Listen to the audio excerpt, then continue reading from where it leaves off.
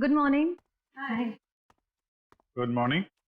अरे ये क्या लेके आई हो? सर ये आप सबके लिए मिठाई है और मेरी एंगेजमेंट के इनविटेशन कार्ड्स हैं।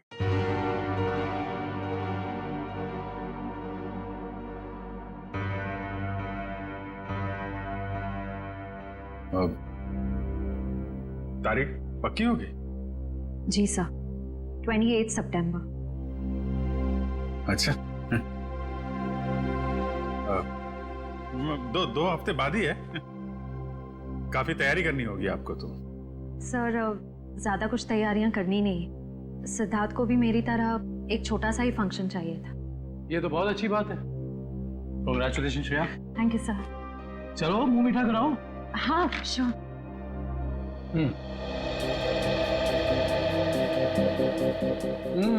ये लड्डू तो बहुत अच्छे हैं।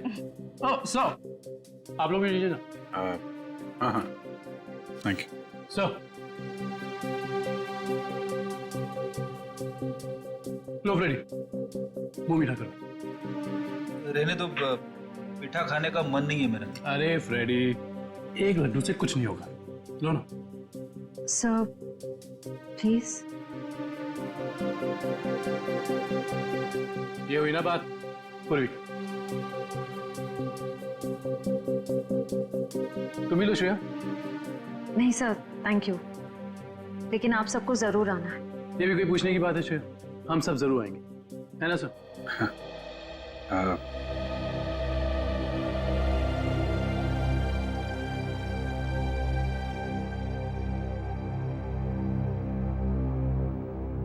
सर आप आएंगे ना?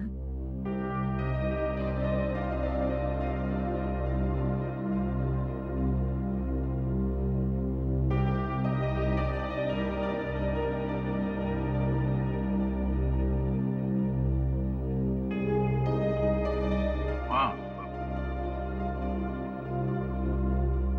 मैं जरूर आऊंगा।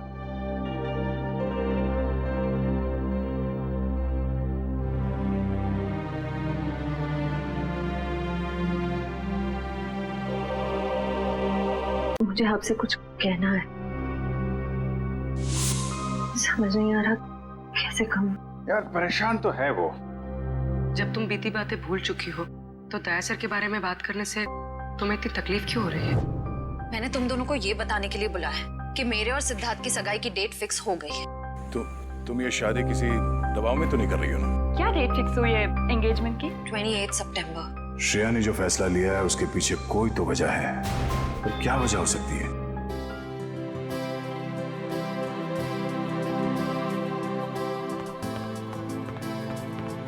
लीजिए पापा आपकी कॉफी। लाओ लाओ लाओ। बिल्कुल वैसी जैसे आपको पसंद है। गरम है आराम से।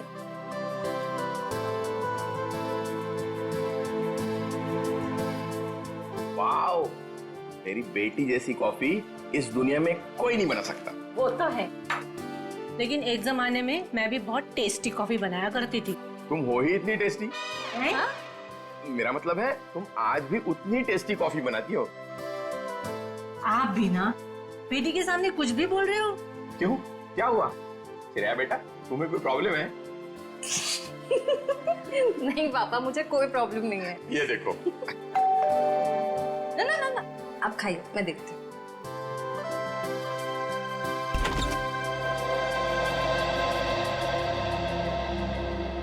सिद्धार्थ क्या हुआ, चौक गई मुझे देखकर? सिद्धार्थ बेटा आओ, अंदर आओ। बैठो, मैं तुम्हारे लिए अरे कॉफी। नहीं श्रेया, मैं थोड़ा जल्दी में हूँ। मैं ये एंगेजमेंट कार्ड दिखाने आया था।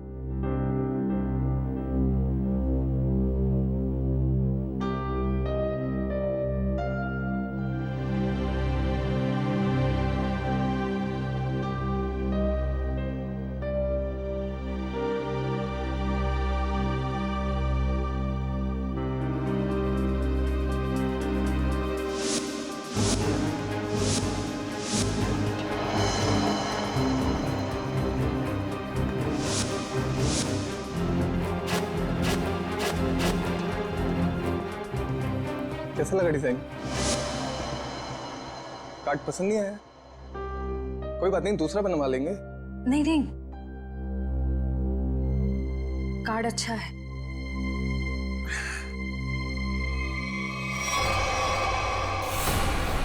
चल चल चल चल चल चल चल चल, हम लोग इस बंगले छुप जाते हैं। अरे जैसा भी नहीं यहाँ पर।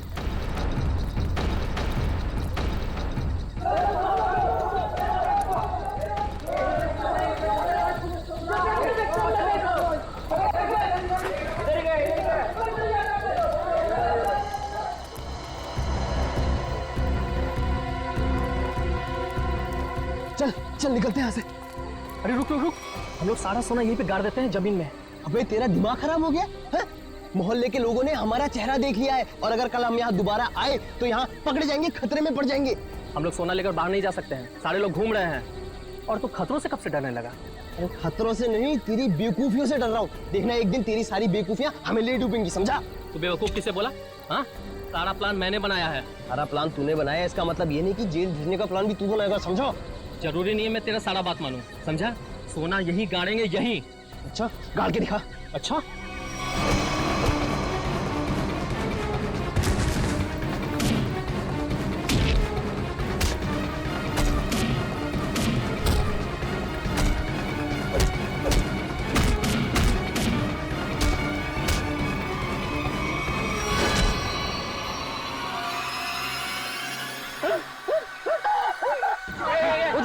उधर से आवाज है। चल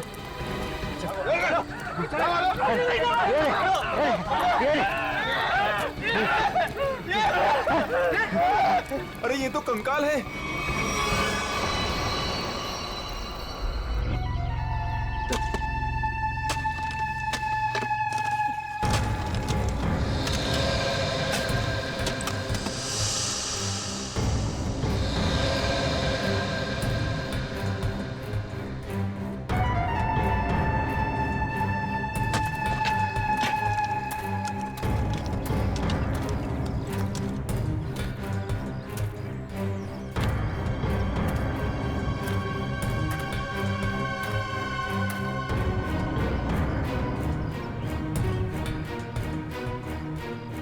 कैसा दिमाग होता है इन मुजरिमों का।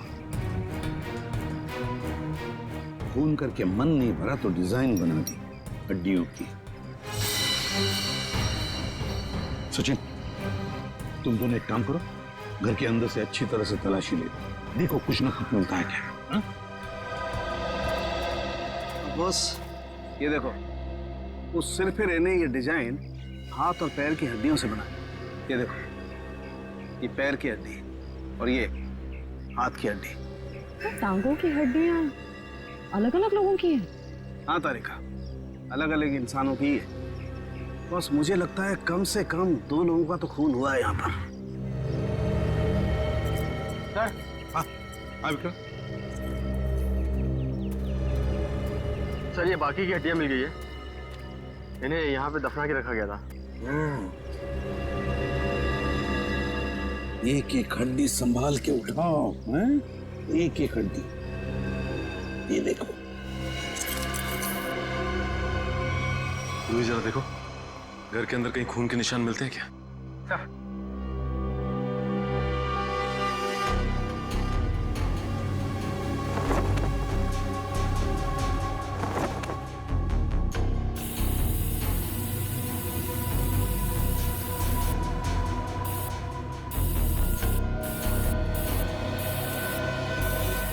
जी सर, गांव वालों का कहना है कि 1984 में इस घर के मालिक अपने पूरे परिवार के साथ ऑस्ट्रेलिया चले गए थे छुट्टी मनाने के लिए। कुछ दिनों बाद उनकी मौत की खबर आई वहां से। पूरी फैमिली समुंदर में डूब गई। अच्छा एक बात बताइए, ये उनकी मौत के बाद कोई घर का ख्याल व्याल रखने नहीं आया था? नहीं सर, दोस्तों और रिश्तेदारों को लगता था कि इस घर में कुछ आत्माएं। आत्मा? अच्छा, आप लोगों ने यहाँ पे आत्मा देखी है क्या? जी सर, कुछ परछाइयाँ दिखती रहती हैं अक्सर। हाँ, और कुछ ऐसी भयानक सी आवाजें भी आती है सर। हाँ? कैसी भयानक सी आवाजें? सर, कभी किसी के चीखने की आवाज, कभी किसी के रोने की आवाज आती है।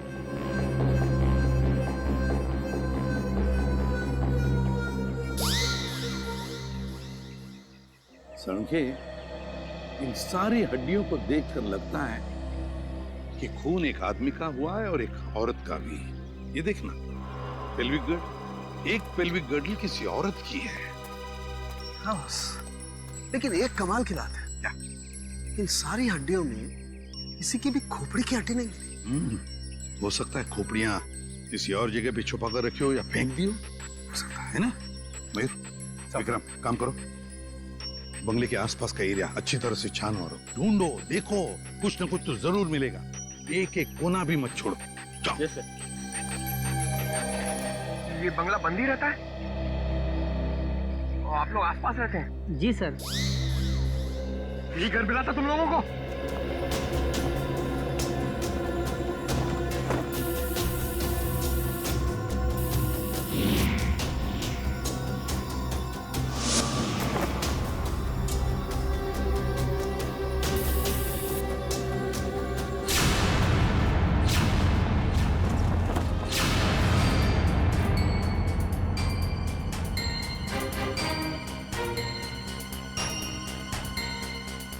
सूखा हुआ खून।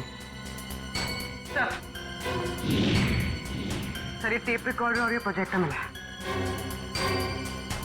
टेप रिकॉर्डर और प्रोजेक्टर और ये सूखा हुआ खून, इसका मतलब कोई ना कोई बहुत गहरा राज छिपा है इस बंगले के अंदर। सर, सर खोपड़ी तो कोई नहीं मिली, मगर ये कार की चाबी मिली। कार की चाबी है ना, बड़ी अजीब बात। कार की चाबी है पर यहाँ पर कोई गाड़ी नहीं। एक आदमी एक औरत की हड्डियां हैं पर उनकी खोपड़ियां नहीं। फिर है क्या ये सारा चक्कर? और फिर किसने किया है ये? RAIMA,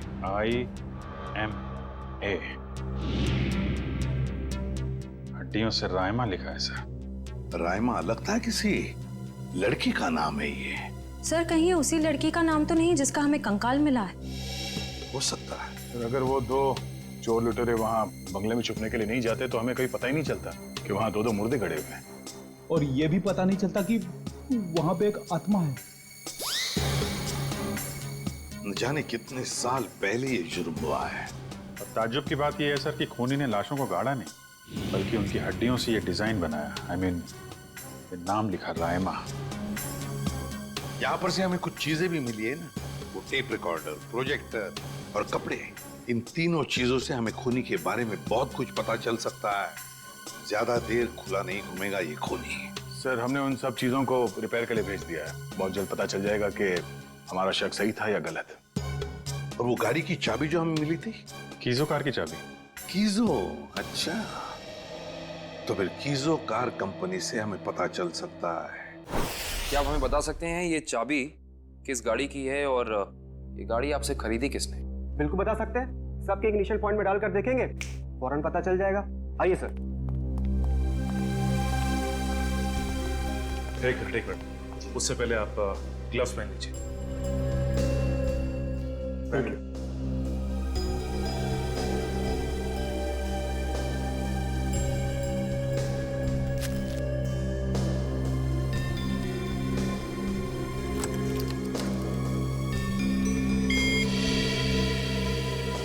नहीं सर।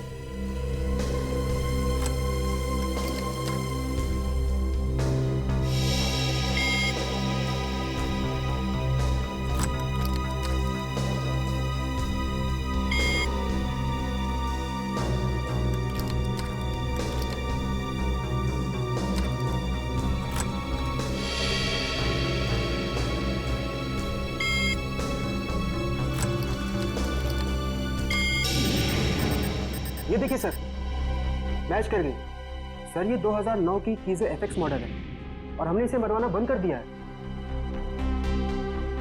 कीजो FX 2009 model. आपके किसी कस्टमर ने कोई रिक्वेस्ट की थी ऐसी चाबी की डुप्लीकेट चाबी बनवाने की? पता करने में तो बहुत वक्त लग जाएगा। तो ठीक है, आप पता कीजिए। तब तक हम ये पता करते हैं कि 2009 की कीजो FX मॉडल की कितनी गाड़ियां चोरी हुई थी। मिलिंद जी। जी सर। कुछ हो रहा है कि नहीं? सर मैं कोशिश तो कर रहा हूँ सर।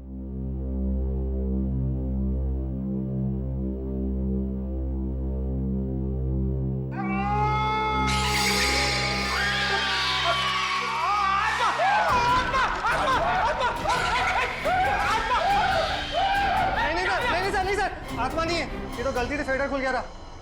भयानक आवाज? हाँ, ये वही रिकॉर्डर है जो आप लोग लेके आए थे, उसी में से आवाज आ रही थी ये। सर, ये आत्माओं ने शॉर्टकट मारना शुरू कर दिया है। ये अपनी आवाज यूज नहीं करती हैं, इस टेप रिकॉर्डर में आवाज डाल के यूज करती हैं। पंकज, ऐसा भी हो सकता है कि वहां पे कोई आत्मा हो ही ना, कोई इंसान ही ये सब खेल खेल रहा हो। बिलिन जी। जी सर। आपको इस प्रोजेक्टर से क्या फुटेज मिला? हाँ सर, एक मिनट। हेलो रचना, तुम नीचे खड़ी हो? ओके, तुम वहीं रुको, मैं आता हूं। सर सॉरी सर, मुझे किसी काम की वजह से नीचे जाना पड़ रहा है। आप लोग ये रिमोट लीजिए ना, आप लोग फुटेज देखिए, पर सर जरा ध्यान से। ध्यान से क्यों? क्योंकि सर ये फुटेज कमजोर दिल वालों के लिए नहीं है।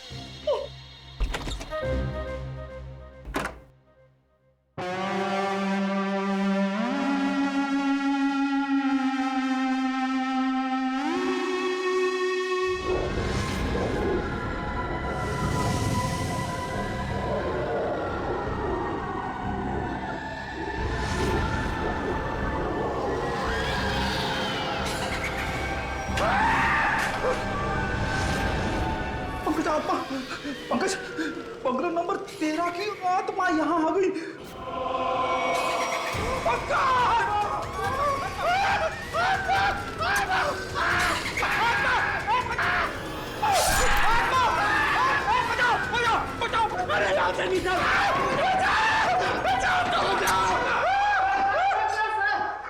मैंने तो पहले कहा था सर, ये फुटेज कमजोर दिल वालों के लिए नहीं है।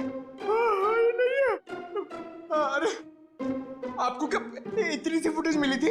हाँ सर, अभी तो यही फुटेज मिली है। अरे ये क्या कम है, पता नहीं एसीपी साहब क्या कहेंगे ये फुटेज देखकर। आप उनसे ये मत कहना कि हम दोनों डर गए थे। सर मैंने तो उनको फोन करके सब कुछ बता दिया। हमारा अंदाजा सही निकला। ये खूनी इस प्रोजेक्टर के जरिए किसी को डरा रहा था, आत्मा बनकर। सर हो सकता है कि इस फुटेज का उन मुर्दों के साथ कोई लेना देना ही ना हो। I mean, लोगों में ये अफवाह फैली है कि इस बंगले में आत्मा है, तो हो सकता है कि ये पूरी फुटेज किसी ने किसी के साथ मजाक करने के लिए बनाई हो। नहीं श्रेया, नहीं, इन दोनों चीजों का जरूर एक दूसरे से कोई ना कोई संबंध है। ये डरावनी फुटेज उस खूनी के विकृत दिमाग में से ही निकली है। हाँ सर, किसी को डराने या मजाक करने के लिए कोई इतनी मेहनत नहीं करेगा। फुटेज में ये जो आत्मा है, इसे प्रोफेशनल तरीके से फिल्माया गया है, स्पेशल इफेक्ट्स के साथ, जैसे फिल्मों वगैरह में होता है। और इस फुटेज को देख के लगता है सर कि खूनी को स्पेशल इफेक्ट्स का काफी ज्ञान है, या फिर हो सकता है उसने ये फुटेज किसी स्पेशल इफेक्ट स्टूडियो में बनवाई। हाँ बिल्कुल सही, ऐसा ही हो सकता है। तो शहर में जितने भी स्पेशल इफेक्ट्स के स्टूडियोज हैं, सब में जाकर के पता लगाना पड़ेगा। आइए सर, ये बलविंदर है, वो गाड़ी की चाबी इन्हीं की थी।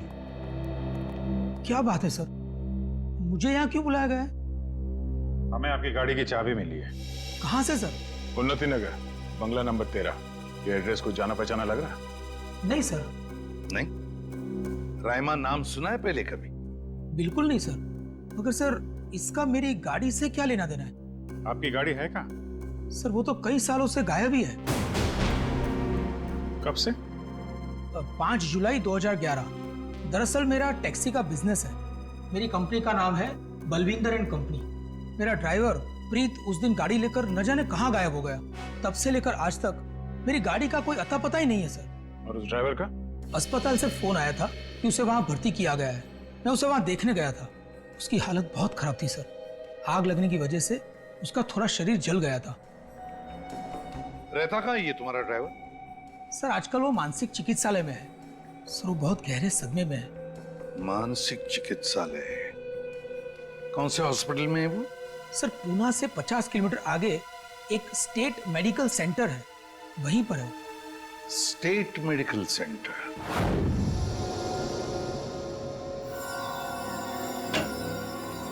हाँ तारिका जी, कुछ बात बनी? सर चेक कर रहे हैं ना, कुछ ना कुछ तो पता चल ही जाएगा। भाई साहब, मैं दिखाई नहीं दिया आपको? दिखाई? अरे सर, आप तो सपने में भी दिखाई देते हैं। हाँ सर, आज सुबह ही सपना देख रहा था। जैसे ही मैं फॉरेंसिक लैब में आता हूँ, आप इस केस के बारे में कुछ ऐसी बातें बताते हैं कि शाम तक खून ही पकड़ा गया। विजीत, तुमने सपना देखा? जी सर। और सपने में मुझे देखा? जी सर। ना, तुमने सपने में तारिका जी को देखा होगा। जी सर। नहीं सॉरी सर, क्या क्या कह रहे हैं सर आप भी? तो बताइए डॉक्टर साहब, इन कंकालों ने अपनी आप बीती बताई? हाँ, थोड़ी बहुत बातें पता चली है। सबसे खास बात ये कि ये कंकाल वक्त के साथ कंकाल नहीं बने। खूनी ने इन्हें मारने के बाद तुरंत इन्हें कंकालों में बदल दिया है। मतलब खूनी ने इनकी खाल को एसिड से जला दिया है। माय गॉड, इतनी बेरहमी से मौत हुई इनकी। और ये जो कंकाल है ना, ये कंकाल एक आदमी का है। इसकी उम्र 30 से 35 साल है और इसकी लंबाई लगभग 6 फीट के आसपास। और ये जो हाथ पे उंगलियों में आपने निशान लगा रखा है, ये क्या है? हाँ, दरअसल इसकी उंगलियों में, इसकी कलाई पे मुझे बहुत कुछ टूट फूट दिखाई दी। मतलब ये आदमी अपने हाथों का बहुत ज्यादा इस्तेमाल करता हो। शायद ये किसी ऐसे प्रोफेशन में होगा जहाँ हाथों का काफी इस्तेमाल होता है, या तो कोई मजदूर या फिर कोई आर्टिस्ट। और ये दूसरा कंकाल लड़की का, उसे क्या पता चला? दया, इस लड़की की उम्र लगभग 30 साल। इसकी लंबाई 5 फीट 4-5 इंच है, बस इससे ज्यादा कुछ पता नहीं चल पाया। और ये जो ड्रेस पे खून लगा है, इसका क्या? टेस्ट करने से पता चला कि ये खून नहीं है, लमाइन रेड नाम का केमिकल है ये, जिसका इस्तेमाल ज्यादातर फिल्म्स, टीवी सीरियल्स और नाटकों में किया जाता है, नकली खून दिखाने के लिए। तो इसका मतलब किसी ने पूरी तैयारी कर रखी थी, ये बंगला नंबर 13 में किसी को डराने की। पकड़ा जाएगा, वो खूनी भी और वो डराने वाला भी, अगर दोनों अलग अलग है तो। डॉक्टर साहब, कितना टाइम लगेगा ये पता करने के लिए कि कंकाल कितना पुराना है? थोड़ा वक्त लगेगा दया, तुम तो जानते हो कार्बन डेटिंग में थोड़ा वक्त लगता है।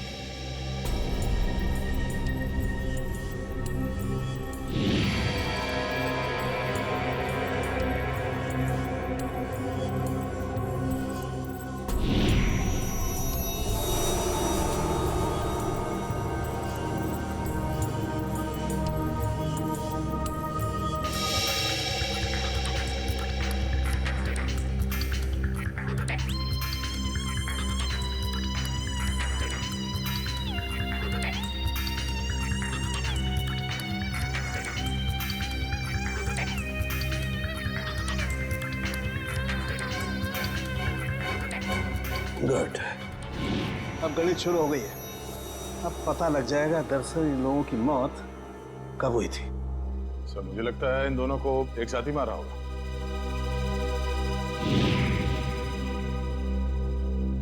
36 से 38 महीने पहले, मतलब 3 साल पहले। 2011 में मौत हुई इनकी।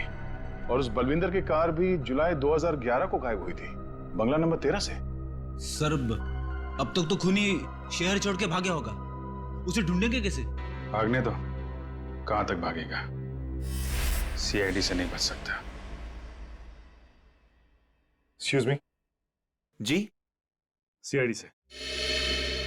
हेलो सर, मैं आप ही लोगों का इंतजार कर रहा था। अच्छा, जो फुटेज हमने भेजी थी उसके बारे में कुछ पता चला?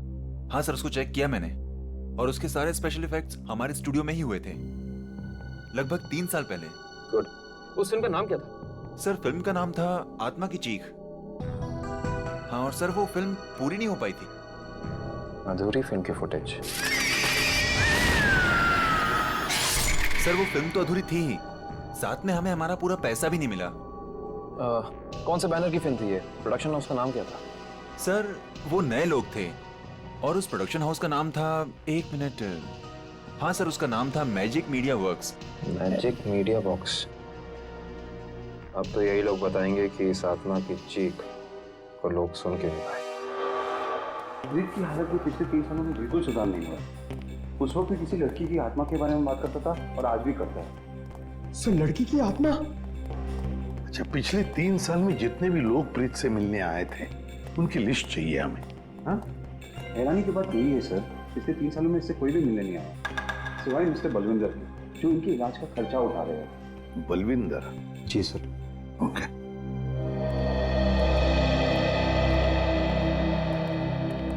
प्रीत, ये सीआईडी ऑफिसर्स है, ये तुमसे कुछ बात करना चाहते हैं।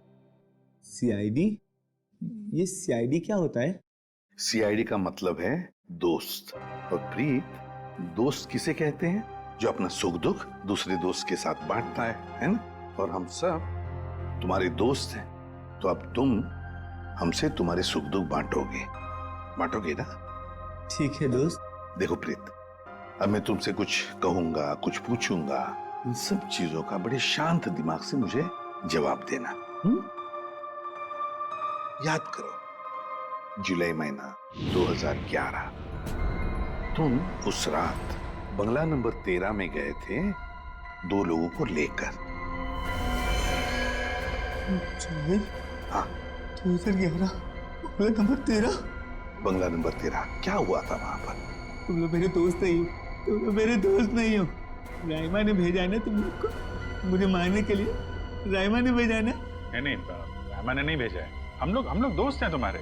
हाँ, पक्का? बिल्कुल पक्का, राइमा ने नहीं भेजा है हमें। अब बताओ, क्या हुआ था उस रात उस बंगले में? है? बंगला नंबर 13। एक आदमी और औरत ने पैसे दिए थे मुझे उन्हें वहां ले जाने के लिए।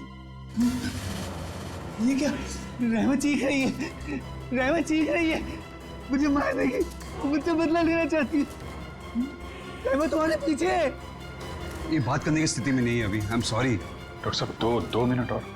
सॉरी, मैं आपके केस के लिए मैं अपने पेशेंट की जान खतरे में नहीं डाल सकता। Please cooperate.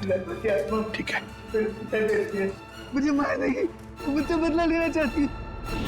अभिजीत, एक बात तो पक्की है कि उस रात प्रीत बंगला नंबर 13 में एक आदमी और एक औरत को लेकर गया था, और हमें जो कंकाल मिले वो शायद उसी आदमी और उस औरत के हो। हाँ सर, ये आत्मा वाला ड्रामा करके उनको डराया, मार डाला, फिर सर अलग कर दिया ताकि पहचान ना हो सके। सर, ये प्रीत बार बार राइमा आ रही है, ऐसा क्यों बोल रहा? कहीं राइमा जिंदा तो नहीं? इस बात का तो पता लगाना ही पड़ेगा कि प्रीत की बातों में कितनी सच्चाई है और कितना भ्रम। लेकिन एक बात तो पक्की है, इस राइमा का इस केस के साथ कोई ना कोई संबंध जरूर है। इस राइमा की कुंडली निकालो। राइमा।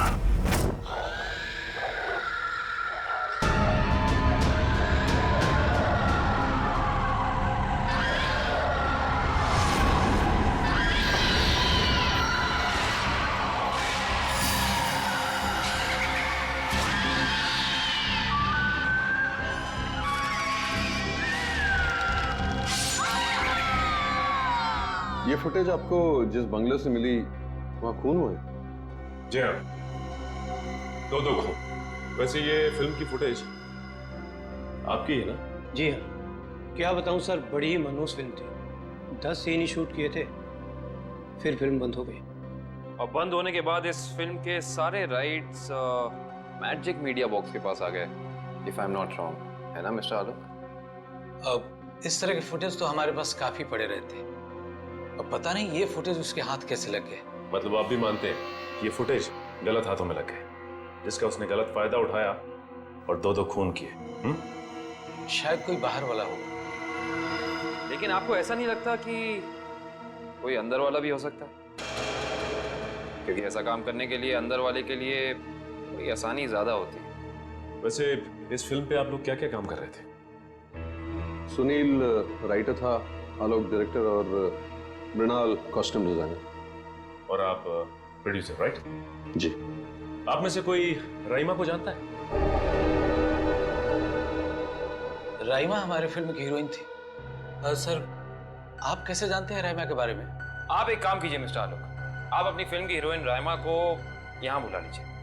वो एक्चुअली कई साल पहले राइमा एक हादसे में आग में जलकर मर गई।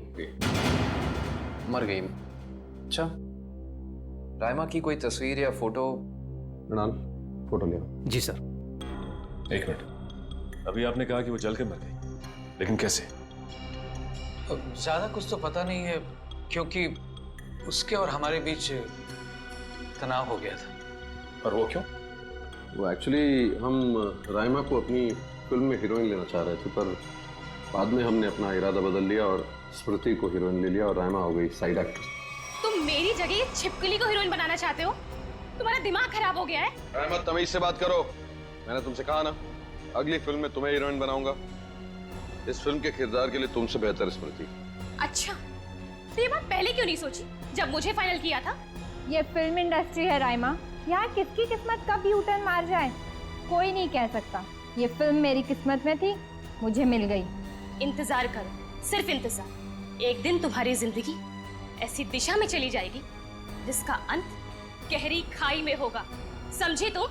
क्या तुम मुझे धमकी दे रही हो? धमकी ही समझ लेना। राइमा रुको, राइमा। सूरज गया था राइमा को मनाने के लिए, लेकिन कोई फायदा नहीं। एक हफ्ते बाद खबर आई कि एमजे स्टूडियो में आग लगी है और राइमा की मौत हो गई। मुझे अफसोस है, अगर राइमा हमारी फिल्म की हीरोइन होती तो शायद ये दुर्घटना ना होती और आज वो जिंदा होती। आलोक जी, आप एक काम कीजिए, आप अपनी फिल्म की नई हीरोइन स्मृति, उनको यहाँ बुलाइए जरा। मैंने उसे कॉल किया था, उसका फोन लगा नहीं, और आर्ट डायरेक्टर विराज का भी वो फोन डेट बता रहा था। विराज और स्मृति से मिलना पड़ेगा। सर, ये रहे फोटो। ये है राइमा। राइमा ने स्मृति को धमकी दी, उसके बाद राइमा खुद मारी गई।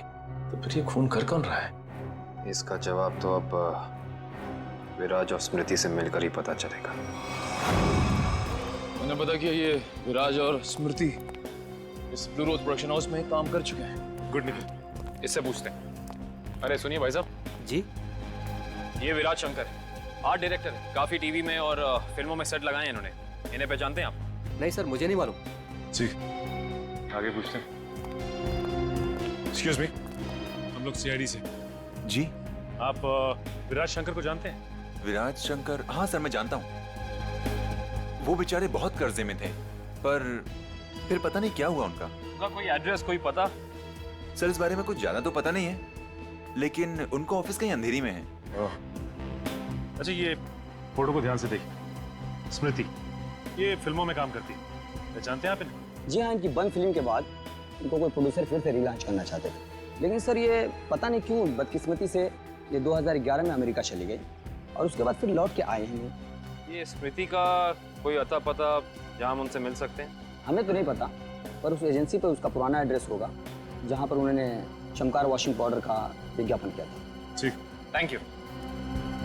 ज्यादा एजेंसी से स्मृति के घर का पता निकलवाते हैं।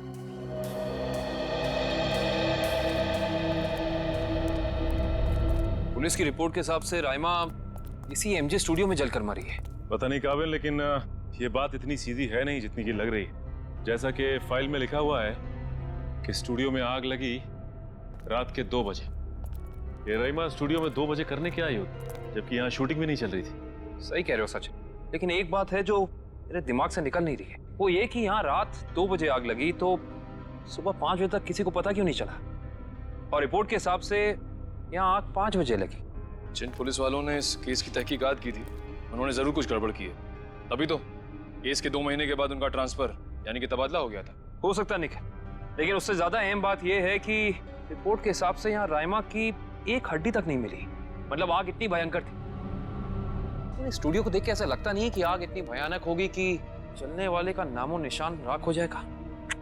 उससे भी अहम बात यह है कि ये स्टूडियो इस्तेमाल में नहीं था, यहाँ पे कोई शूटिंग नहीं चल रही थी। फिर राइमा यहाँ पे आई क्यों? इसका पता तो तभी चलेगा जब हम इस स्टूडियो को अच्छी तरह से छान मारेंगे। देखते हैं क्या मिलता है।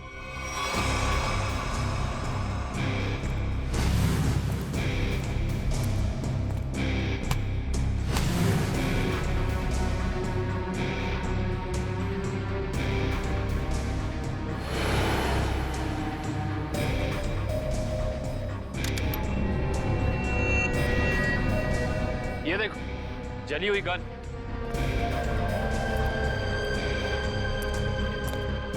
हाँ, ये तो पूरी पिघल चुकी है।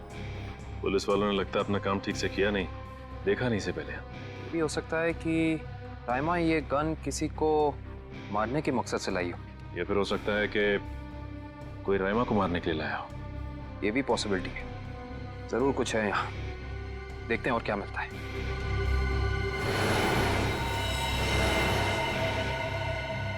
सर, कंकाल। एक मिनट, देखिए जरा संभाल संभाल।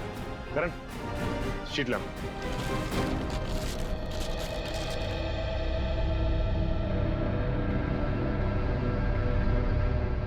एक बार कंकाल, वो भी पूरी तरह से जला हुआ।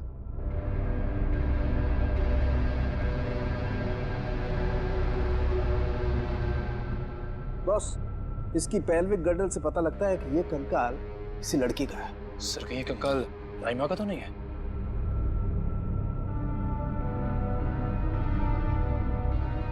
और इसकी लंबाई 5 फीट 6 इंच है। और राइमा की लंबाई 5 फुट 3 इंच।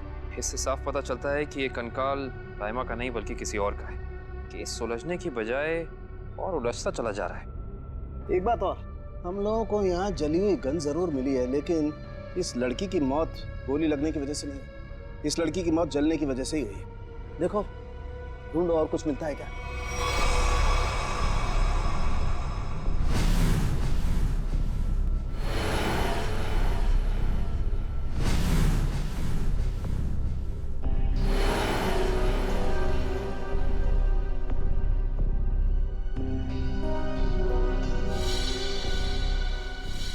सर ये देखिए सर, बाल बाल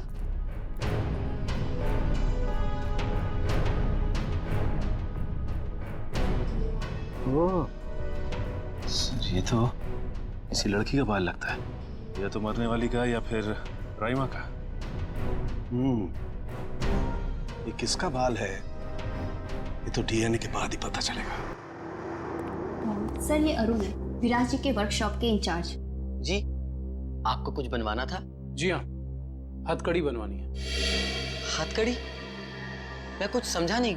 हाँ, अपनी बनाई हुई हथकड़ी खुद अपने हाथों में पहनेंगे तो थोड़ा दुख कम होगा। अब समझ में आया, इतने सालों के बाद ख्याल आया आपको कर्ज के रुपयों का। कर्ज के रुपए? हाँ, इसीलिए तो आप उन्हें ढूंढ रहे हैं, क्योंकि वो लोगों से लिया हुआ कर्ज वापस नहीं कर पाए। नहीं मैडम, हमारा यहाँ आने का मकसद कुछ और है। विराज को बुलाई, कहाँ है वो? ये तो कोई भी नहीं जानता। कर्जदारों से परेशान होकर आज से 3 साल पहले जुलाई 2011 में न जाने कहाँ गायब हो गए। जुलाई 2011? सर 5 जुलाई 2011। सर मुझे लगता है कि इस विराज के भागने की वजह कर्जा नहीं कुछ और है, जिसका कुछ ना कुछ संबंध उन कंकालों के साथ जरूर है। मुझे तो लगता है उनमें से एक कंकाल विराज का है। याद है सारुण के साहब ने कहा था, आदमी वाला कंकाल किसी मजदूर या आर्टिस्ट का है जिसने जिंदगी भर अपने हाथों से बहुत काम लिया है। और हो सकता है सर शायद वो दूसरा कंकाल स्मृति का हो। ये विराज के परिवार वाले कहाँ रहते हैं? सर जहाँ तक मुझे पता है उनके परिवार में कोई और है ही नहीं। विराज अकेले ही थे? जी सर। चीज मिल जाती डीएनए सैंपल के लिए तो कंकाल वाला राज खुल जाता। ये सारी पेंटिंग उन्हीं की है ना? जी सर। देखो जरा।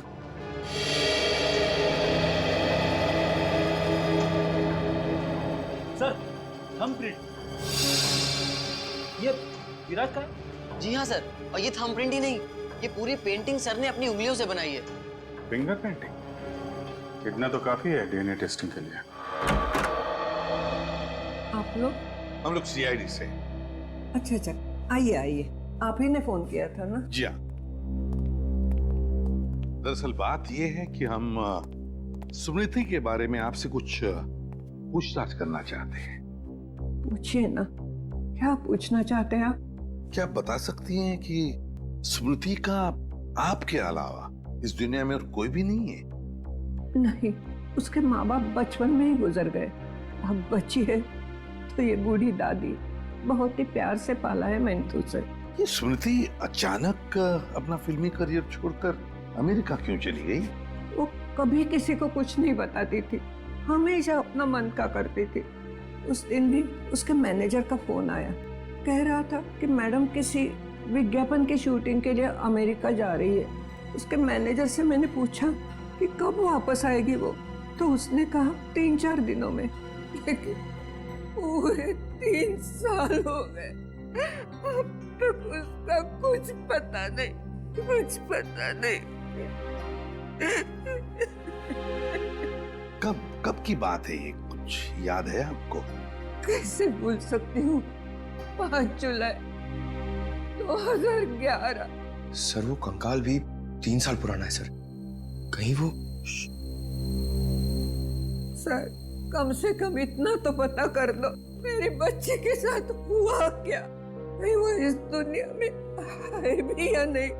जब तक इस राज का बोझ मेरे दिल पर रहेगा मैं इतना चैन से जी पाऊंगी न मर पाऊंगी। देखिए मैं आपसे वादा करता हूं कि सच क्या है इसका हम पता लगा लेंगे। प्लीज आप अपना ख्याल रखिए, ठीक है?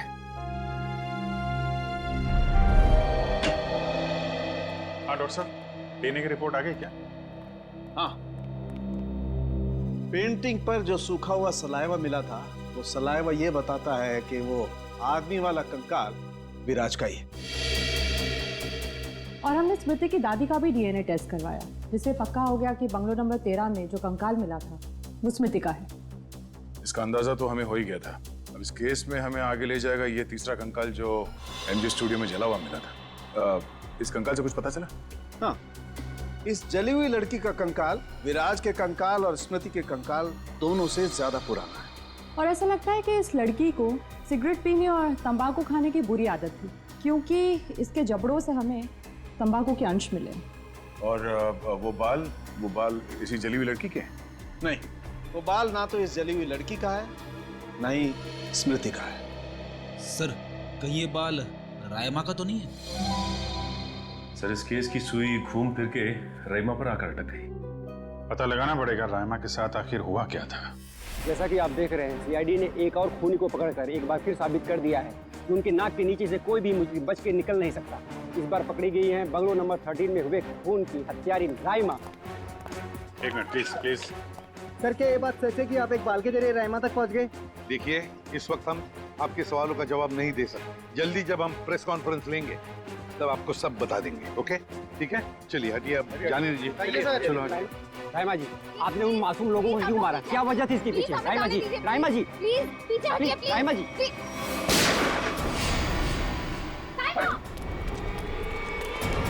पकड़ो उसे। अब खूनी पकड़ेगा इसे।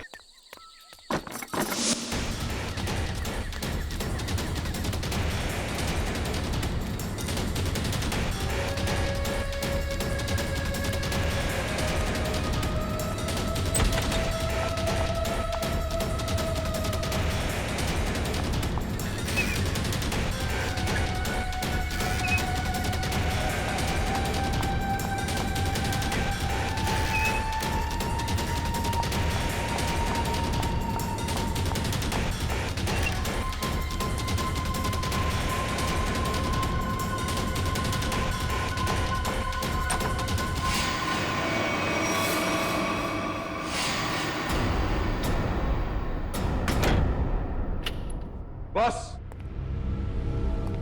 बहुत हो गया, अब कुछ नहीं हो सकता।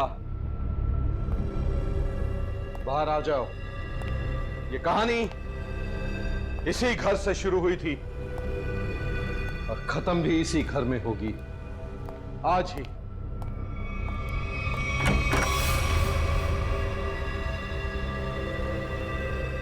छुपने का कोई फायदा नहीं, बाहर आ जाओ।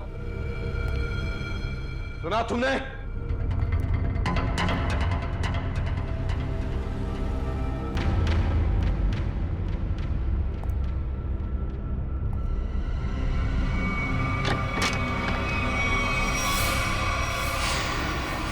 बहुत हो गया नकली रायमा बनने का नाटक। पर come on move.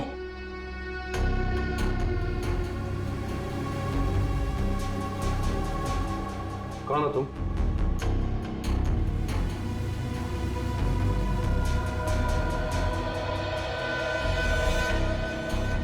CID office पूर्वी। सीआईडी?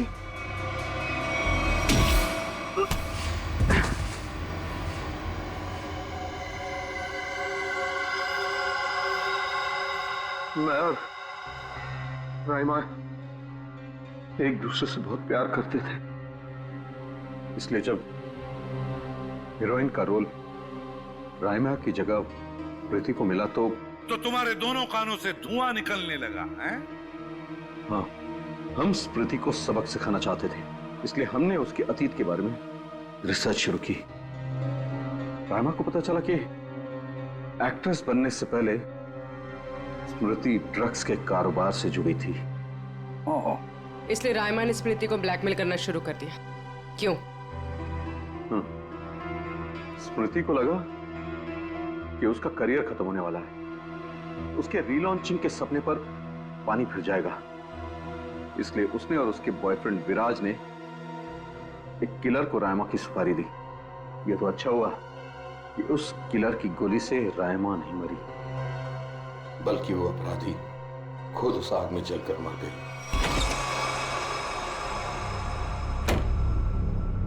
विराज, स्मृति, कहाँ हो तुम दोनों?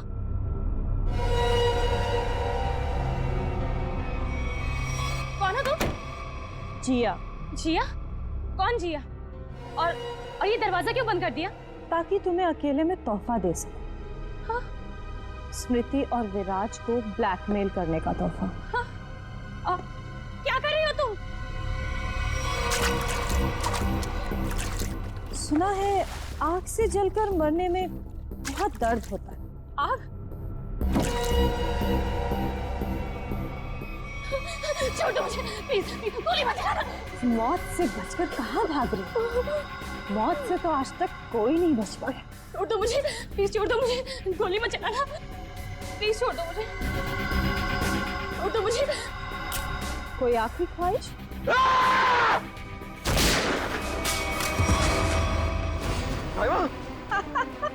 रायमा, मैं तुम्हें कुछ नहीं होने दूंगा। मैं तुमसे बहुत प्यार करता हूँ, मैं तुम्हें कुछ नहीं होने दूंगा रायमा। अब तुम दोनों को मुझसे कोई नहीं बचा सकता। सब फाइनल गुड बाय।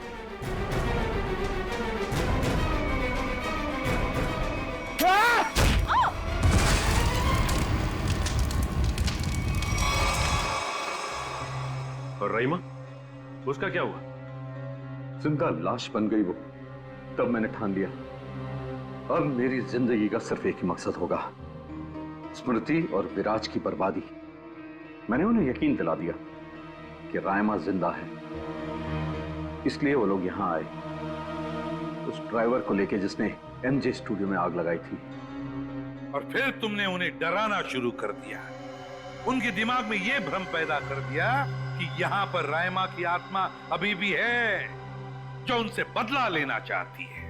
हाँ, और फिर उन्हें मार डाला और उनका सिर काट के अपने साथ ले गए, ताकि अगर कभी उनकी लाश मिलती भी है तो उन्हें कोई पहचान ना सके। बेवकूफ हो तुम, बेवकूफ। अगर कानून की मदद लेते तो उन दोनों को वैसे ही सजा होती, मगर नहीं, तुमने कानून को अपने हाथों में लिया, उन दोनों को बेरहमी से मार डाला। और रायमा, उसका क्या? कभी सोचा तुमने? बेचारी की जिंदगी का फैसला तो अब कानून करेगा, लेकिन तुम्हारा फैसला तो हो ही गया, समझ लो। तुम्हें तो फांसी होगी, फांसी।